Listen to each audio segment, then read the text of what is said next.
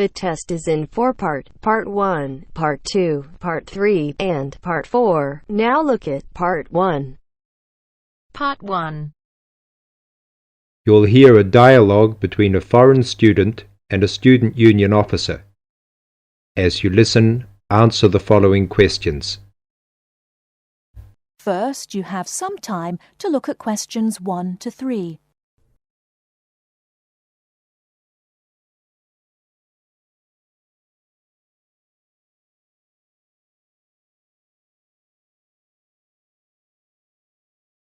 Now we shall begin. You should answer the questions as you listen, because you will not hear the recording a second time. Listen carefully and answer questions 1 to 3.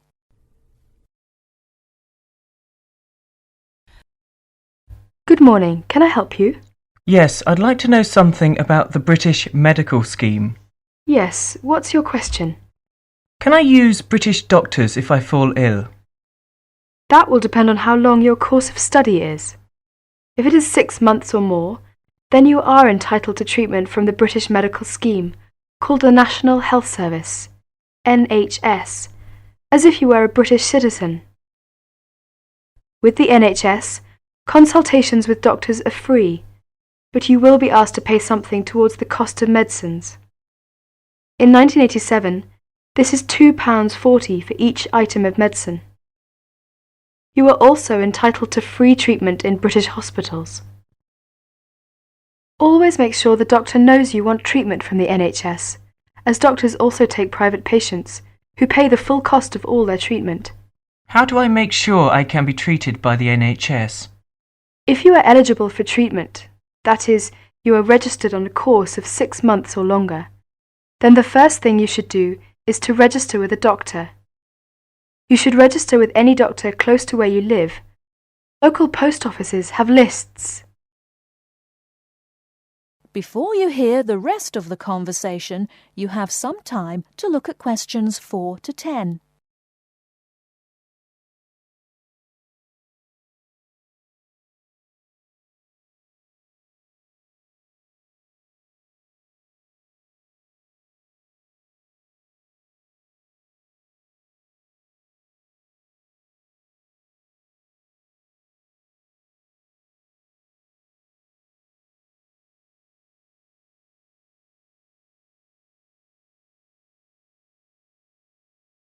Now listen and answer questions 4 to 10. All you need to do is visit the doctor or the doctor's receptionist during consulting hours and ask to be included on the doctor's list of patients. If the doctor decides to accept you, you will then be sent a medical card by post, which will carry your National Health Service number. Take great care not to lose this. If the doctor cannot accept you, try elsewhere or contact the local family practitioner committee. You can get the address from the post office or any doctor. Find out your doctor's consulting hours from the doctor or the receptionist and ask whether or not you need to make an appointment before seeing the doctor. Remember to be on time for any appointment you make. You can see him or her during those hours unless you are seriously ill. If you are seriously ill, the doctor can be called out to see you. Once you have registered, you should tell your warden, landlord, landlady or a friend the name, address and telephone number of your doctor, so that if you are suddenly taken ill, the doctor can be called out to see you. I see.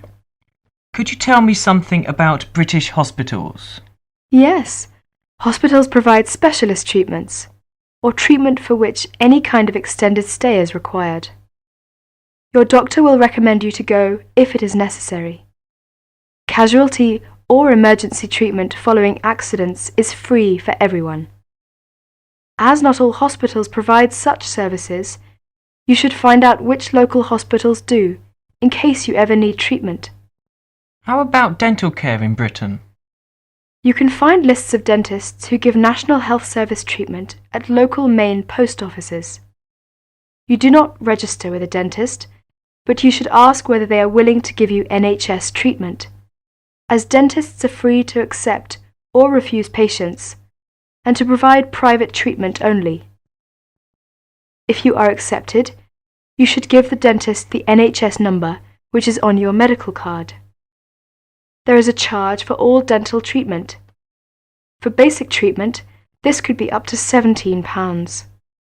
More extensive dental treatment will cost more if you are not registered with a doctor. You will have to pay the full cost of dental treatment as a private patient. You will have to make an appointment to see your dentist and should give notice if you are unable to attend an appointment, or you will be charged for loss of time. You should try to have your teeth checked at least once per year by the dentist. From the NHS, you are entitled to a free 6-monthly checkup. Thank you very much. This helps me a lot. That is the end of part 1. You now have half a minute to check your answers.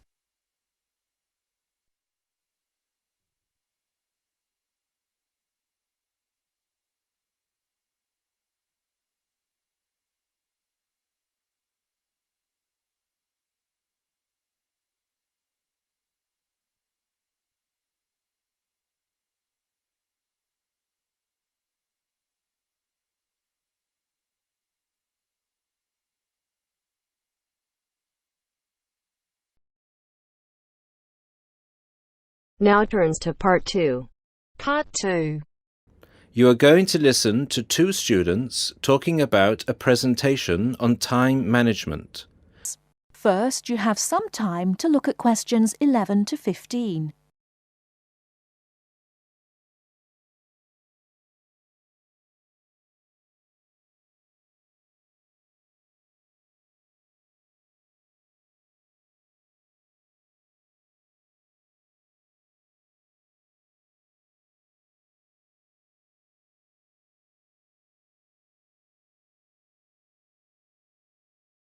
Now, listen carefully and answer questions 11 to 15. Hi Mark, what are you doing? Hi, Lucy. Well, I'm preparing this seminar on time management.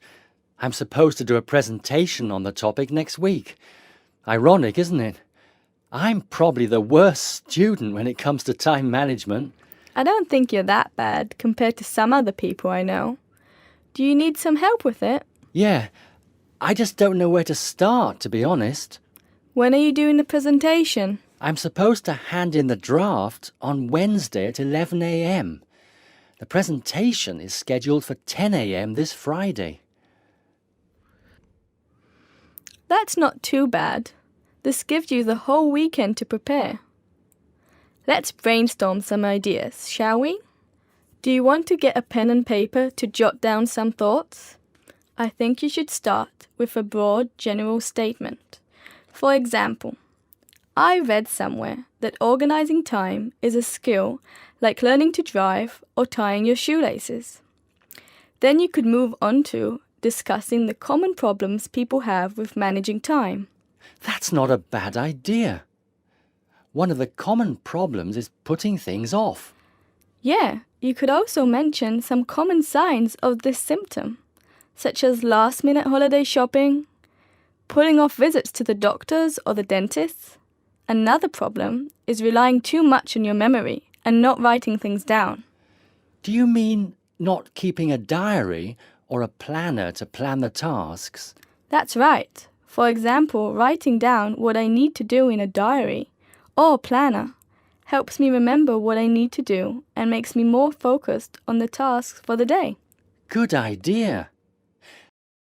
Before you hear the rest of the talk, you have some time to look at questions 16 to 20.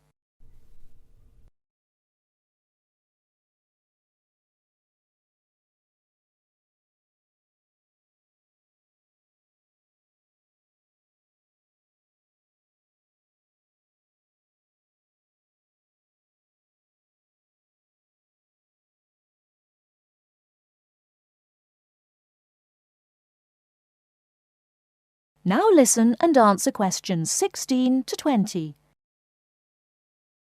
That reminds me of something I've been meaning to do for a while now.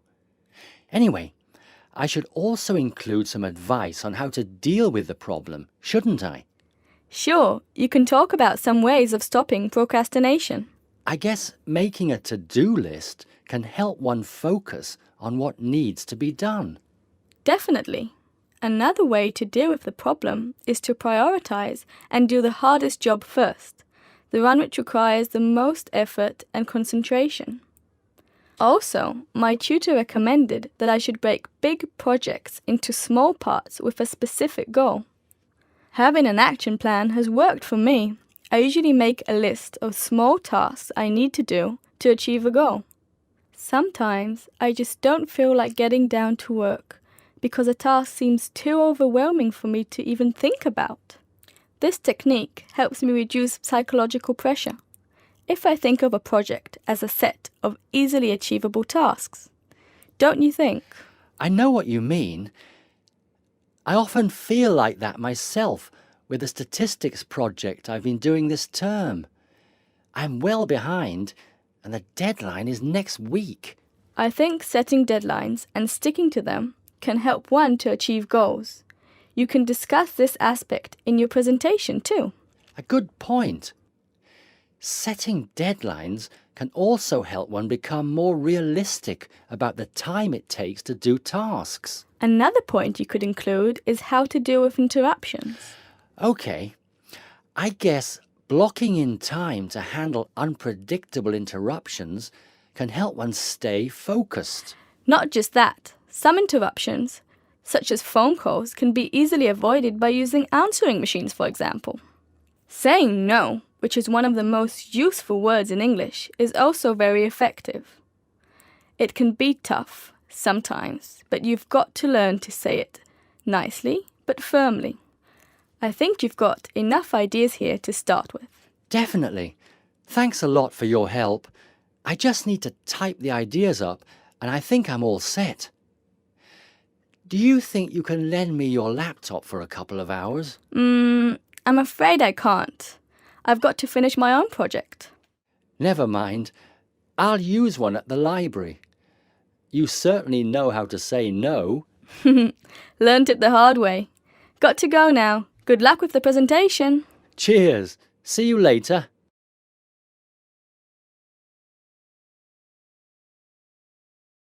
That is the end of part 2. You now have half a minute to check your answers.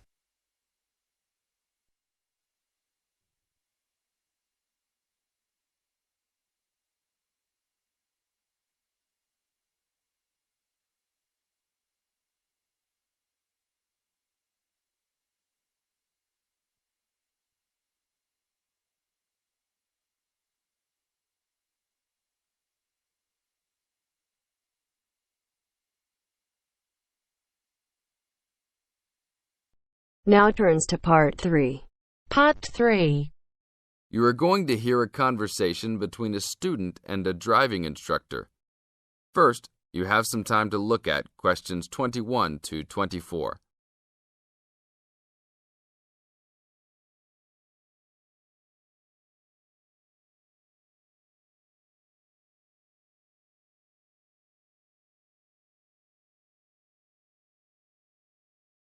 Now listen to the tape and answer questions 21 to 24. Hello, I'm going to be your driving instructor today. Are you ready to begin? Hi, hope you don't mind. It's my first time driving a car. Of course not. That's my job. I teach people like you how to become a safe and responsible driver. So let's begin. Remember, the most important rule of driving: safety first. There are some steps to follow. First, you should put on your seatbelt. You should always remember to do that. In case of an accident or emergency, having a seatbelt on is of utmost importance. Okay, I have my seatbelt on. Now what should I do? Start the car. Good. Now make sure that the steering wheel is in the proper position and that your seat is not too far or not too close to the pedals. I'm all ready to go. Should I shift into first gear? Don't forget to put the parking brake down. You don't want to drive with that up. Oh yeah, I almost forgot. If I have the parking brake on, I won't be able to accelerate. Yes, that's right. Now put the car in reverse and slowly back out of the parking space. Good. Put the car in first gear. When should I shift? Is it better to shift slowly or quickly? You can shift whenever you feel is appropriate. This means shifting should occur smoothly. Do not shift too slowly or you will stall. Shifting too fast will waste gas. Shifting is simple. Just remember to shift smoothly. To shift, you will have to push the clutch and then push the gas pedal. Now look at questions 25 to 30.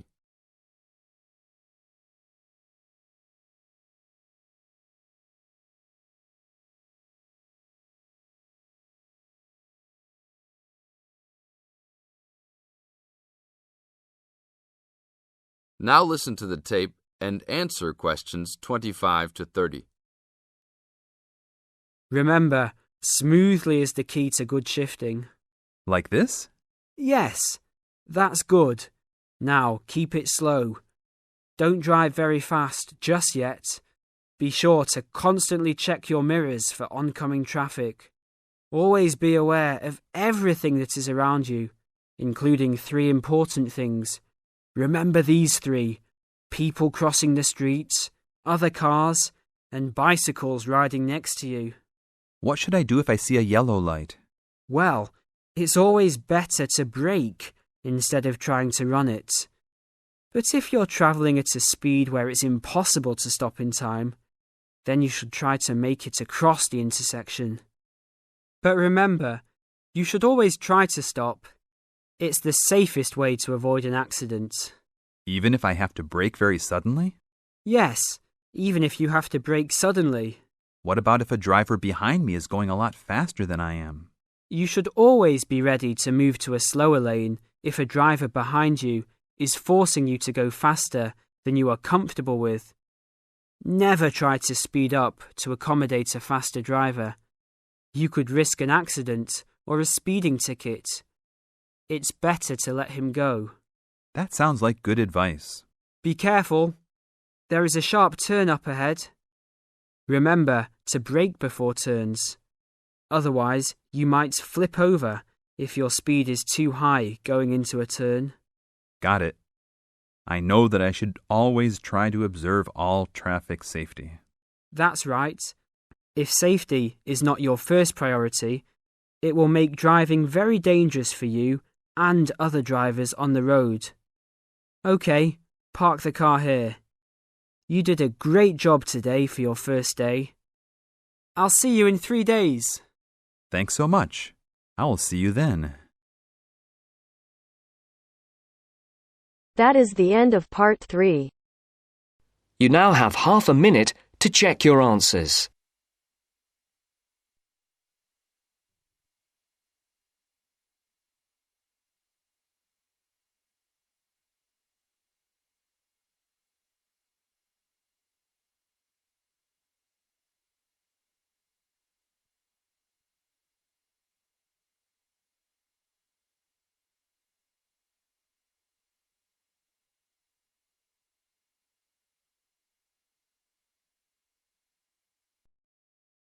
Now turns to part 4. Part 4. You are going to hear a conversation between 2 students. They are talking about the English bars. As you listen, complete the notes below. First, you have some time to look at questions 31 to 40.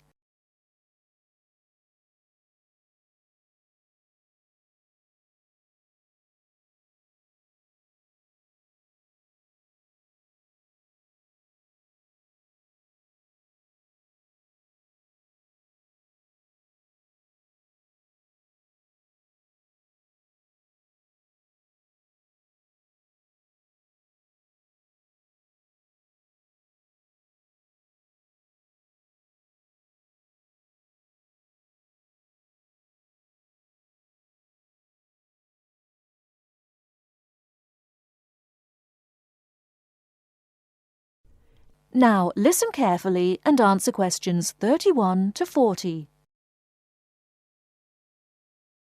Kevin, could you tell me something about the bars? I have never been to a bar. You see, Steve, my classmate, has invited me to go to a bar tonight. I see. You know, the word bar means a room in a pub. We say the bar when we mean the part of that room where drinks are kept. Soon after you go into the pub, you'll realize that nobody comes to the tables to take orders or money. Instead, customers go to the bar to buy their drinks. I see. People will go to the bar directly to get their drinks and don't wait for someone to come to take their orders. That's right. People don't queue at the bar, but they do wait till it's their turn. Oh, how do I pay? I mean, do I pay directly after I get the drink, or do I have to wait till I'm ready to leave like I do in a restaurant? It's not the custom to pay for all your drinks when you're ready to leave. Instead, you pay at the bar each time you get drinks. It helps if you're ready to pay as soon as you're served, and you'll notice that many people wait with their money in their hands. I see. Do I have to give a tip? No, it's not the custom to give a tip. It's very common for friends to buy their drinks together in rounds. This means that each person takes a turn to buy drinks for everybody in the group. It's faster and easier, both for you and for the person serving, if drinks are bought in this way. Naturally, you don't have to have a drink in each round if you don't want one. That's interesting. When you're looking for somewhere to sit, remember that people have to leave their seats to get drinks, etc. So an empty seat may not in fact be available to you. If you're not sure whether a seat is free, ask someone sitting near it. When it's time for another drink, people usually take their glasses back to the bar to be filled again. If you're leaving, the friendly thing to do is to take your glasses back to the bar, thank the person who's been serving you, and say goodbye or good night. Thank you, Kevin. This helps me a lot. By the way, what kind of drinks are available in pubs? Well, you can get both alcoholic and non-alcoholic. Beside alcoholic drinks, such as beer and wine, there is cider, which is made from apples, usually sold in bottles, port, a type of thick sweet wine from Portugal, sherry, which is a type of wine from Spain, and spirits. These are a kind of strong alcoholic drinks such as whiskey and brandy. What about non-alcoholic? I don't drink alcohol. Well, they offer all kinds of fruit juices, such as orange and tomato. These drinks are usually sold in small bottles. And soft drinks, we often call sweet drinks, like Coke and Fanta. They are normally sold in small bottles or cans. And lemonade, which is a clear and sweet drink made with carbonated water. They also serve cordials. What are cordials? Cordials are strong and sweet drinks tasting of fruit, such as lime cordial, black currant cordial. They are often added to other drinks or drunk with water. I don't like sweet drinks. Are there any other non-alcoholic drinks? Yes, mineral water, but it's not available in all pubs. Kevin, one more question. What is VAT? I saw this on most goods in Britain. Well, VAT stands for Value Added Tax. The price shown on most goods in Britain includes a tax of 15%. If you use the retail export scheme, this tax can be returned to you if you take the goods with you when you leave Britain. You may have to spend a certain sum of money before you qualify for the scheme, and you'll have to show your passport. Ask in the shop if they operate the retail export scheme. If they do, the shop assistant will explain how you can get the tax back and fill in a form with you. VAT is also charged on hotel, restaurant bills, theater, cinema tickets, and car hire. Are these refundable? No, it's not refundable in these cases. Thank you very much. I really learned a lot. That is the end of part 4. You now have half a minute to check your answers.